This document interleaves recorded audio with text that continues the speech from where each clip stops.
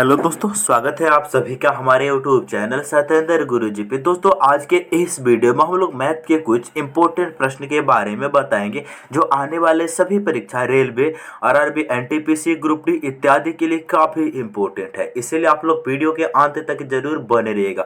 और आपके सामने एक क्वेश्चन किस प्रकार से दिख रहा है, ऐसा क्वेश्चन को हमने इस वीडियो में शामिल किया हूँ, ठीक है। और आपको बता दूँ दोस्त, ये पार्ट नंबर हमारा 46 है दोस्तों। जिसने पार्ट नंबर 45 तक नहीं देखी है ना, इस वीडियो के डिस्क्रिप्शन में चले जाइए, वहां पर सारा वीडियो आपको मिल जाएगा सीक्वेंस में, मैथ का भी और रीजनिंग का भी, ठीक है दोस्त। तो चलिए शुरू करते हैं प्रश्न संख्या 1 से। और आपको एगो बात बता दूं दोस्त, आप चाहते हैं कि इन सभी क्वेश्चनों का पीडीएफ हमको मिले ना, तो इस वीडियो के डिस्क्रिप्शन में चले जाइए, वहां पर मेरा व्हाट्सअप चैनल है, आप जाकर वहां से ज्वाइन या फॉलो कर सकते हैं, ठीक है दोस्त। चलिए शुरू करते हैं सवाल 1 से। सवाल नंबर 1 बढ़िया सा प्रश्न है, ध्यान से सुनेंगे क्या कह रहा है और कैसे करेंगे। इस तरीके के प्रश्न को कह रहा है, एक व्यक्ति ने एक वस्तु 1525 रुपया में खरीदी और इसे 12% लाभ पर बेच दिया। वस्तु का विक्रय मूल्य था कितना था? मेरे दोस्त, आप क्वेश्चन को समझ पा रहे हैं कि नहीं? क्वेश्चन कर रहा है, एक व्यक्ति ने एक वस्तु को 1525 रुपये में खरीदा और इसे 12% की लाभ पर बेच दिया, तो वस्तु का विक्रय मूल्य कितना था? आपके सामने 2018 ग्रुप डी का क्वेश्चन है, ठीक है मेरे दोस्त। हम आपको बताते हैं एक कंसेप्ट, सबसे पहले आपको कंसेप्ट मालूम होनी चाहिए। देखो, हम बता रहे हैं जो क्रय मूल्य होता है ना, सीपी जिसे बोला जाता है, वो हमेशा 100% होता है, यानी 100% होता है। अगर कोई चीज हानि पर बेचा जा रहा है, लॉस पर, मान लीजिए 10% लॉस पर बेचा जा रहा है, इसका मतलब उस वस्तु को हम 90% पर बेच रहे हैं। अगर कि इस वस्तु को, मान लीजिए किसी वस्तु को अगर हम 20% प्रॉफिट पे बेच रहे हैं, इसका मतलब 20% प्रॉफिट का मतलब 100 के चीज को 120% में हम बेच रहे हैं। इस बात को समझिएगा, यानी जितना लॉस होगा उसको 100 में से घटा लेते हैं और जितना प्रॉफिट होता उसको 100 में ऐड कर लेते हैं। अगर ये बात आप समझ गए तो आप इस क्वेश्चन को बेहतरीन तरीका से सॉल्व अपने से कर सकते हैं। क्वेश्चन बोला है, एक व्यक्ति ने 1525 रुपये में खरीदा है, क्या? एक वस्तु को खरीदा है, यानी खरीदने का जो होता है वो 100% होता है, यानी सीपी हमेशा 100%, यानी 100%।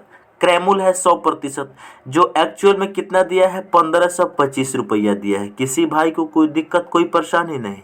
1525 रुपया हमें बताना है, इसे 12% के लाभ पर बेच दिया, तो वस्तु का विक्रय मूल्य पूछा है। विक्रय मूल्य का मतलब होता है 112%, तो उसको बेचा कितना पर भाई? 112% पर, यानी 12% प्रॉफिट ले रहा है, तो 112% का वैल्यू हम लोगों को बताना है। तो आप क्या करेंगे दोस्त, कैसे सॉल्व करेंगे इस तरीका का प्रश्न को? ध्यान से सुनेंगे मेरे दोस्त। यूनिटरी मेथड यहाँ पर लगाएंगे, 1525 जो वैल्यू है वो 100 का वैल्यू है, तो 100 से डिवाइड करेंगे और 112 का पूछा है इसीलिए 112 से मल्टीप्लाई करेंगे।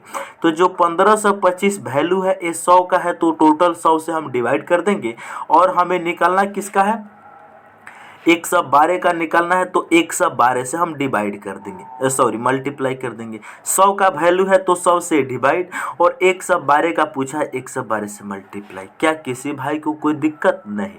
अब हम इनको काटेंगे, 25 से काटेंगे तो ये 4 बार में जाएगा, 25 से इनको काटेंगे तो कितने बार में जाएगा? 25 छक 150, यहाँ से 2 आएगा, 25 से कम 25, 61 बार में जाएगा।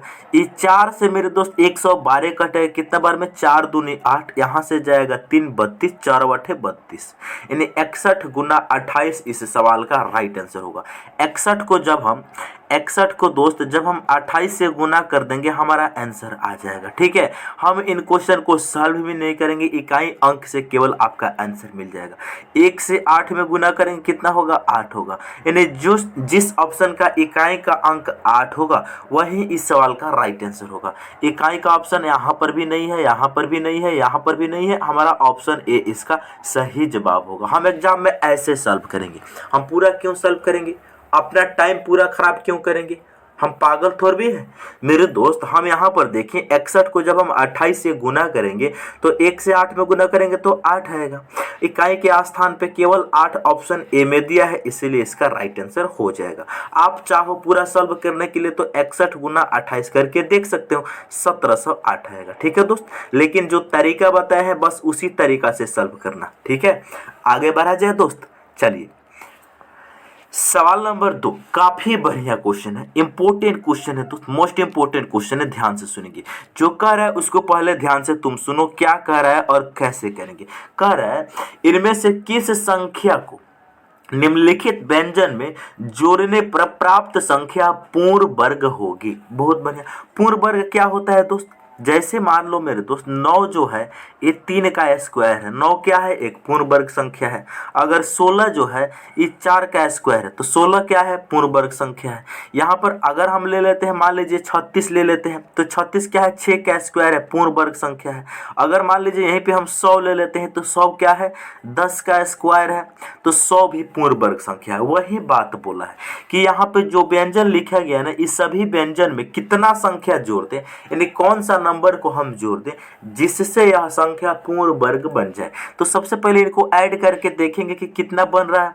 इनको ऐड करेंगे, कितना बनेगा भाई, 1 में 3 को जोड़ेंगे 4 होगा, 4 में 7 को जोड़ेंगे 11 होगा, 11 में 9 को जोड़ेंगे 20 होगा, 20 में हम 11 फिर से जोड़ेंगे, 1 में 3 को जोड़ेंगे 4, 4 और 7 11, 11 या 9 20, 20 में 11 को जोड़ेंगे 31, 31 में हम दोस्त 13 को जोड़ेंगे, 31 में हम 13 को जोड़ेंगे कितना बनेगा, 31 में जब हम 13 को जोड़ेंगे तो इनका सम टोटल 44 बनेगा दोस्त। कितना बनेगा, 44। क्या 44 पूर्ण वर्ग संख्या है, नहीं है। इसमें कितना अंक जोड़ते, यानी कौन सा नंबर जोड़ते जिससे यह पूर्ण वर्ग हो जाए। मेरे दोस्त यहाँ पर अगर अपने मन से हम प्लस का 5 ऐड कर देंगे तो 44 5 49 हो जाएगा, और 49 दोस्त 7 का स्क्वायर होता है, 49 7 का स्क्वायर होता है। 49 एक पूर्ण वर्ग संख्या है कि नहीं, जी बिल्कुल है। तो इस हिसाब से दोस्त आपने जो नंबर जोड़ा वो कितना जोड़ा, वो नंबर 5 जोड़ा। तो इसका राइट आंसर ऑप्शन डी होगा 5। हम उम्मीद करते हैं कि आप इस सवाल को बेहतरीन तरीका से समझ गए होंगे। बात को समझे कि नहीं, समझे हैं। इन सभी संख्या को जब हमने जोड़ रहे हैं तो कितना मिल रहा है, 44 मिल रहा है। 44 तो पूर्ण वर्ग संख्या नहीं है, इसमें अगर हम प्लस 5 जोड़ देंगे तो 49 मिल जाएगा, और 49 पूर्ण वर्ग संख्या, क्योंकि यह 7 का स्क्वायर है, ये क्या है, 7 का स्क्वायर है। तो हमारा जो पूर्ण वर्ग संख्या 49 बनाने के लिए कौन सा अंक जोड़ना पड़ा, 5 को ऐड करना पड़ा, इसीलिए इसका राइट आंसर ऑप्शन डी हो जाएगा। ठीक है, किसी भाई को कोई दिक्कत कोई परेशानी, आज के बाद ऐसा सवाल आएगा आप लोग सॉल्व कर लेंगे, ये बताइए। आप बताइए समझे कि नहीं, सही बिल्कुल समझ चुके होंगे। चलिए अगला सवाल, सवाल नंबर 3, ये भी मोस्ट इंपोर्टेंट क्वेश्चन है दोस्त, बहुत ही बढ़िया क्वेश्चन है, ज्योमेट्री का क्वेश्चन है, ये ध्यान से सुनेंगे। ग्रुप डी का क्वेश्चन कर रहा है त्रिभुज एबीसी में यदि एंगल ए बराबर 40 डिग्री और एंगल बी बराबर 70 डिग्री है तो बहिष्कोण ए का माप ज्ञात कीजिए। सबसे पहले आपको बनाना है मेरे दोस्त एक त्रिभुज। ठीक है, ये त्रिभुज हो गया, एक त्रिभुज हो गया। यहाँ पर मान लेते हैं अगर ए है, ठीक है, यहाँ पर हम मान लेते हैं अगर बी है, ठीक है, यहाँ पर मान लेते हैं सी है, बहुत बढ़िया। या फिर आप ऐसे भी मान सकते हैं, कोई दिक्कत नहीं, कोई दिक्कत कोई परेशानी नहीं। आप इनको ए मान लेंगे, आप इनको बी मान लेंगे, आप इनको सी मान लेंगे, ए बी सी, कोई दिक्कत कोई परेशानी। क्वेश्चन क्या बोला है, एंगल ए बराबर 40 डिग्री, एंगल ए कितना दिया है दोस्त, 40 डिग्री दिया है, बहुत बढ़िया। एंगल बी कितना दिया है, एंगल बी कितना दिया है भाई, 70 डिग्री दिया है, कोई दिक्कत कोई परेशानी नहीं। हमें बताना है बहिष ए का मान, यानी बहिष्कोण ए का बहिष्कोण क्या होगा भाई, ए का जो बहिष्कोण होता है वो क्या होता है, ए वाली साइड को जब हम आगे बढ़ाते हैं, ध्यान दीजिएगा, जो यह साइड है इस साइड को जब हम आगे बढ़ाएंगे तो यहाँ पर एक बहिष्कोण बनता है, यही बहिष्कोण का मान कितना होगा बताना है। तो इसको निकालने के आपके पास 2 तरीका है, कौन कौन सा दोस्त। एक तरीका है आपके सामने, एक तरीका है, यह एक सीधी लाइन है। सीधी लाइन पर हम सभी कोई बहुत ही बेहतरीन तरीका से जानते हैं कि 180 डिग्री का कोण बनता है। हम सभी कोई बहुत ही बेहतरीन तरीका से जानते हैं कि एक सीधी लाइन पे 180 डिग्री का कोण बनता है, जिसमें यह 40 डिग्री हो चुका है, तो ये बाहर वाला कितना हो जाएगा 140 डिग्री। तो इस सवाल का आंसर 140 डिग्री, ऑप्शन हमारा ए होगा सही। ये तो तरीका पहला हो गया, क्योंकि एक सीधी लाइन पे 180 डिग्री का कोण बनता है, तो यहाँ पर जब 40 हो चुका है तो यहाँ पर 140 होगा, तभी तो जाके दोनों 180 बनाएगा। जी बिल्कुल सही कहा आपने। हमारे पास एक तरीका और है। दूसरा तरीका क्या है दोस्त, त्रिभुज के कंसेप्ट से आप आराम से निकाल सकते हैं। क्या हम सभी कोई जानते हैं त्रिभुज के तीनों कोणों का योग 180 डिग्री होता है, जिसमें एंगल बी 70 डिग्री हो चुका है, एंगल ए 40 डिग्री हो चुका है। इन दोनों को जोड़ेंगे तो 110 डिग्री हो जाएगा, और 180 में से 110 को घटा लेंगे तो एंगल सी मालूम चल जाएगा 70 डिग्री। इसका मतलब एंगल सी कितना है 70 डिग्री है। अब हम बहिष्कोण निकालने का तरीका जो कंसेप्ट है वो क्या है, बहिष्कोण ई बात कहता है, बहिष्कोण ई बात कहता है कि अपने जो सटे हुए कोण है इनको छोड़ दो, बाकी दो एंगल है ना इन सभी को सम के बराबर होता है। बहिष्कोण जो होता है अपने सटे हुए एंगल को छोड़ देता है, इसको छोड़ देता हो, बचा हुआ दो एंगल है इनको आपस में जोड़ देंगे तो बराबर होगा angle B plus angle C. Angle B भी 70 डिग्री, एंगल सी भी 70 डिग्री, इस हिसाब से 140 डिग्री। तो इस हिसाब से भी इसका राइट आंसर ऑप्शन ए होगा। उम्मीद है कि आप इस सवाल को बेहतरीन तरीका से समझ गए होंगे। किसी भाई को कोई परेशानी, कोई दिक्कत, कोई दुख तकलीफ नहीं ना है, आगे बढ़ा जाए। चलिए सवाल नंबर 4 क्या कह रहा है, एम एक कार्य को 20 दिन में पूरा करता है और एन उसी कार्य को 30 दिन में पूरा करता है। बहुत बढ़िया बात है। यदि दोनों एक साथ मिलकर काम करते हैं तो कार्य को कितने दिन में पूरा कर लेंगे। बहुत बढ़िया सा सवाल है। कह रहा है एम एक काम को 20 दिन में पूरा कर लेता है।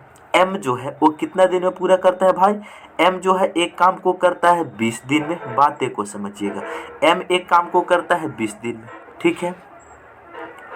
एन कितना दिन में करता है भाई, एन जो है वो कर लेता है 30 दिन में। सबसे पहले आपको टोटल काम निकालना पड़ेगा। टोटल काम क्या होता है, इन दोनों का एलसीएम, इन दोनों का एलसीएम टोटल काम होता है।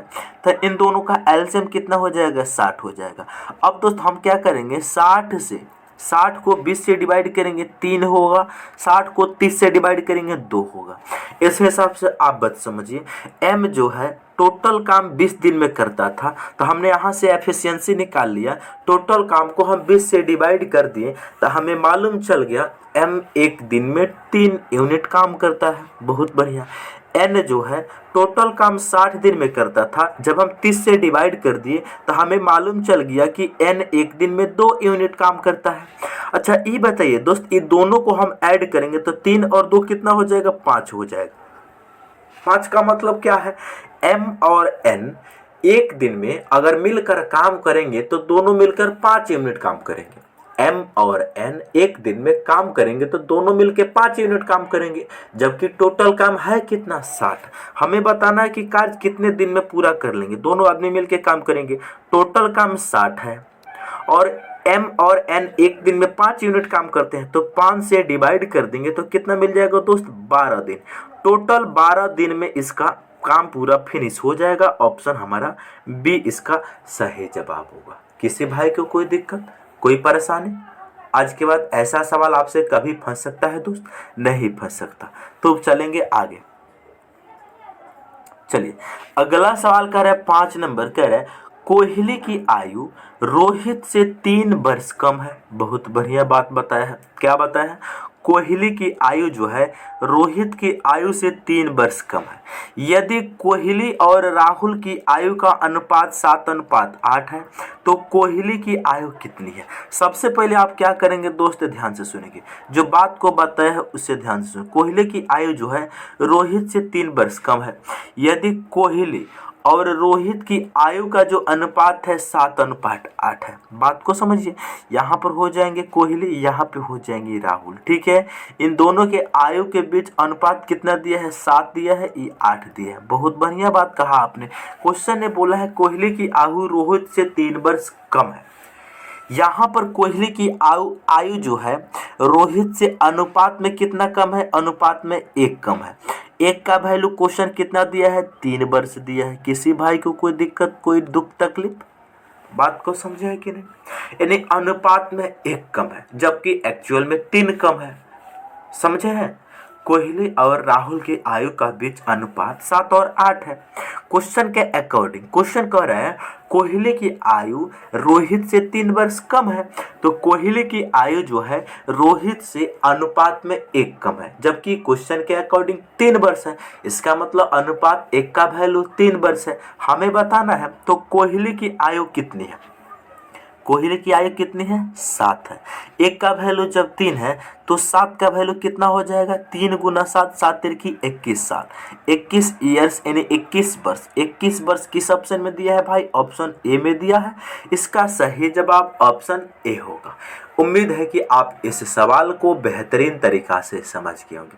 किसी भाई को कोई दिक्कत, कोई परेशानी? कोई परेशानी नहीं। चलेंगे नेक्स्ट सवाल की ओर।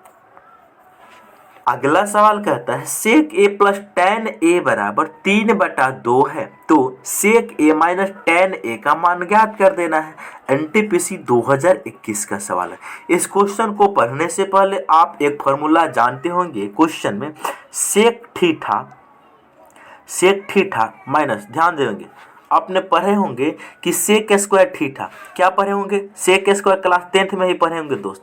आप क्लास 10th में ही पढ़ चुके होंगे दोस्त कि sec square theta minus tan square theta बराबर में 1 होता है। ये फार्मूला को आप सभी कोई बेहतरीन तरीका से पढ़े होंगे कि नहीं? जी बिल्कुल पढ़े होंगे।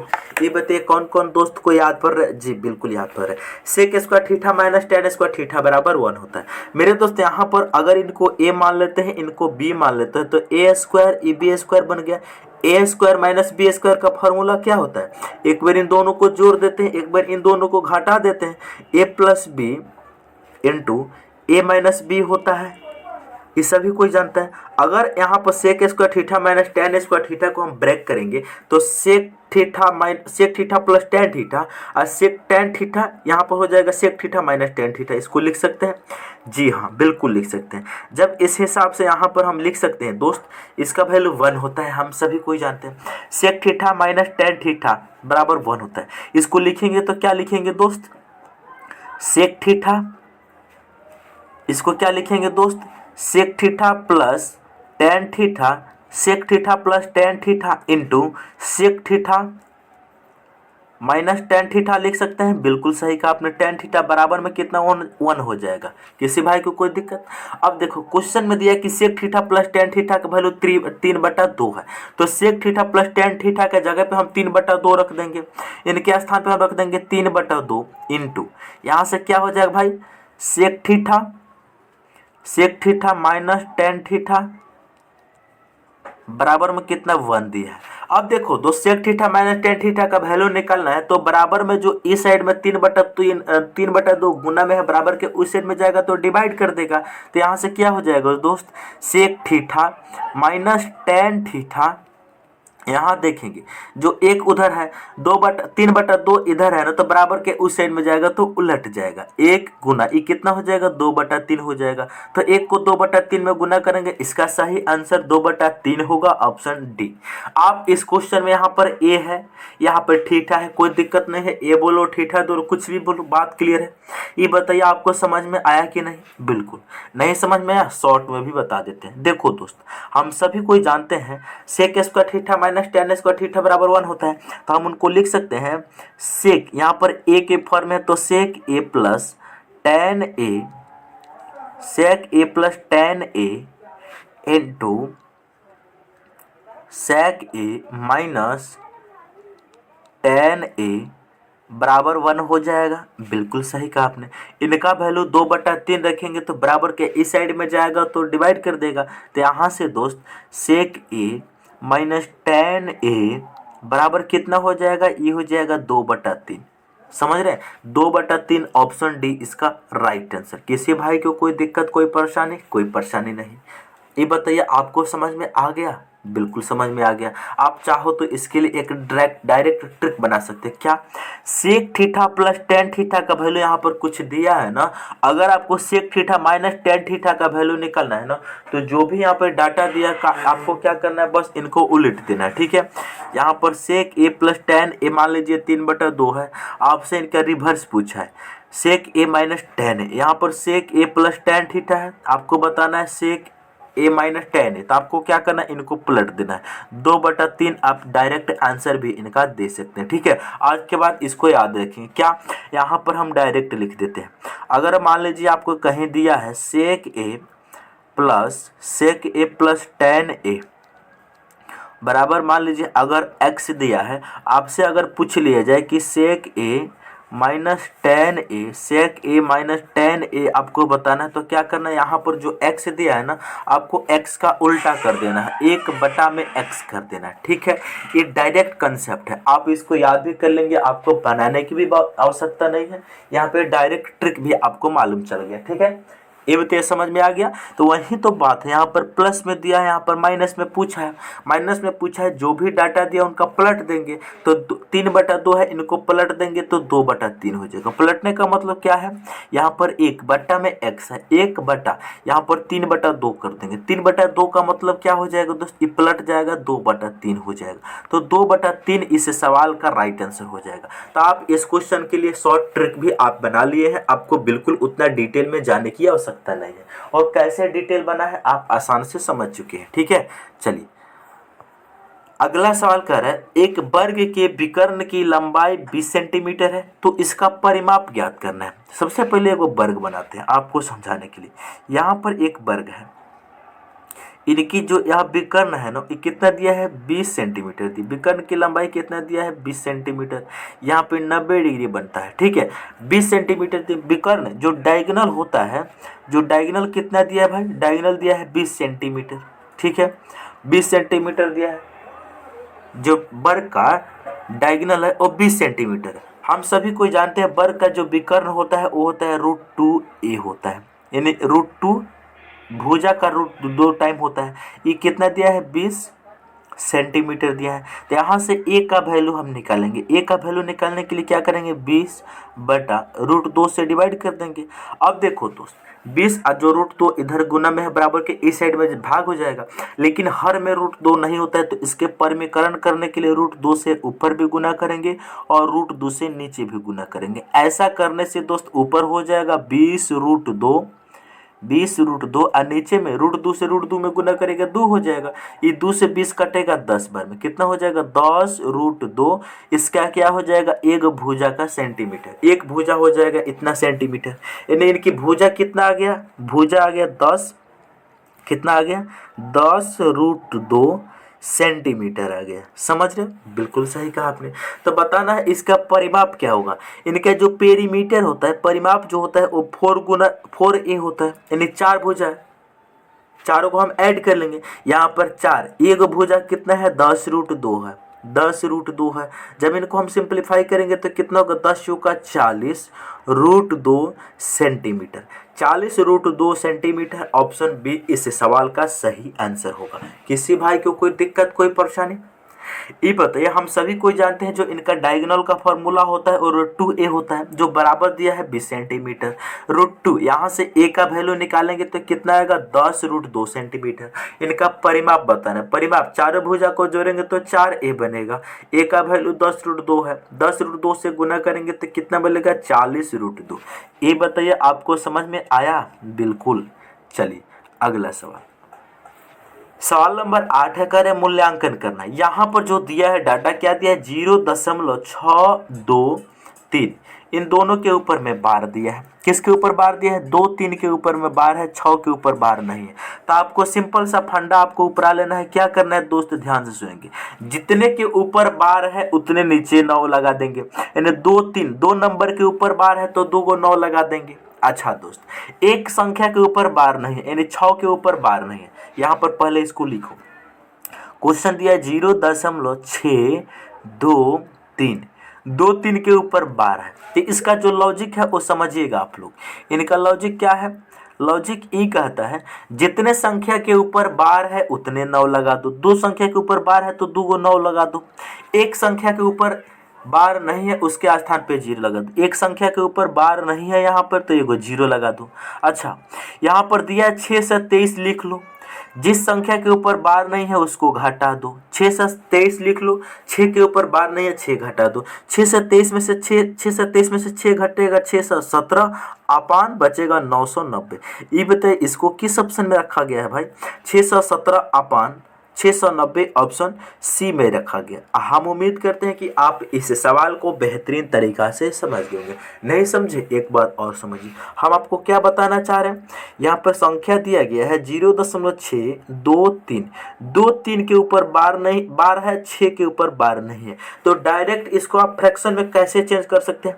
जिस संख्या के नीचे बार नहीं है, ऊपर जिस संख्या के ऊपर बार नहीं है उसके स्थान पे 0 लिखना होता है, और जिस संख्या के ऊपर बार है उतने 9 लिखना होता है। तो सबसे पहले 9 लिखेंगे। 2 3 के ऊपर बार है, 2 संख्या के ऊपर बार है तो 2 को 9 लिखेंगे।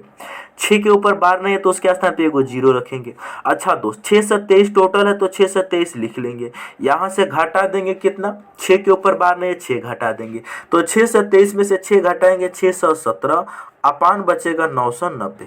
ये बताइए इसको ऑप्शन हमारा सी में रखा गया है। ठीक है दोस्त, उम्मीद है कि आप इस सवाल को बेहतरीन तरीका से समझ चुके होंगे। आगे बढ़ा जाए। चलिए अगला सवाल काफी बढ़िया सा सवाल है दोस्त। आपको डराने के लिए ऐसा क्वेश्चन दिया है, खास ऐसा क्वेश्चन कुछ दम है नहीं। ये क्वेश्चन को 2021 में पूछा गया है एनटीपीसी में, और ग्रुप डी में पूछा गया था 2018 में। ध्यान से सुनेंगे। यहाँ पर a² - 1 अपान a है बराबर में 5। हमें बताना a⁻6 - 1 अपान a⁻3 है। आप क्या करेंगे? a² - 1 को a से डिवाइड करेंगे तो क्या होगा? अगर आपको कहीं मान ले लिखा जाए a - b लिखा हुआ मिल जाए, अगर आपको डिवाइड करना है c से, तो इसका मतलब क्या होता है? a को भी c से डिवाइड करो माइनस b को भी c से डिवाइड करो, यही मतलब होता है। यही कंसेप्ट लगाओ। यहाँ पर a² को जब हम a से भाग करेंगे तो a मिलेगा, माइनस 1 को a से भाग करेंगे तो 1/a मिलेगा, जो बराबर कितना हो जाएगा? 5 हो जाएगा।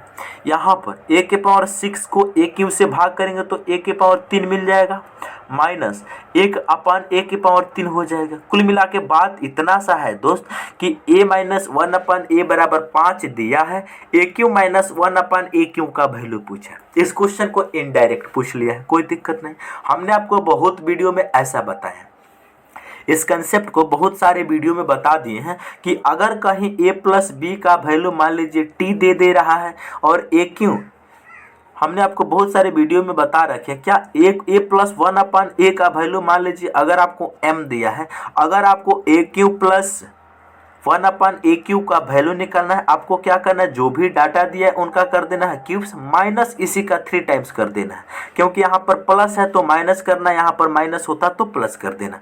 ये फार्मूला है, ये फार्मूला का आप रट लेंगे। कंसेप्ट है दोस्त, ऐसा क्वेश्चन हमने बहुत सारे वीडियो में करा रखे हैं। आप लोग सारे वीडियो को वीडियो से लाइन बाय लाइन देखेंगे ना तो आपको समझ में आएगा। ठीक है, क्या बताना है? समझ चुके हैं तो आपको क्यूब्स बताना है, कुछ भी नहीं करना। यहाँ पर क्या दिया है? 5 दिया है तो क्या करना? 5 का कर देना है क्यूब्स, और इन्हीं का 3 टाइम्स घटा देना। 5 का ही 3 टाइम्स, 5 का क्यूब्स होता है 125। सॉरी घटाना नहीं है, ऐड करेंगे। क्यों ऐड करेंगे? यहाँ पर देखें, यहाँ पर क्या है? माइनस है।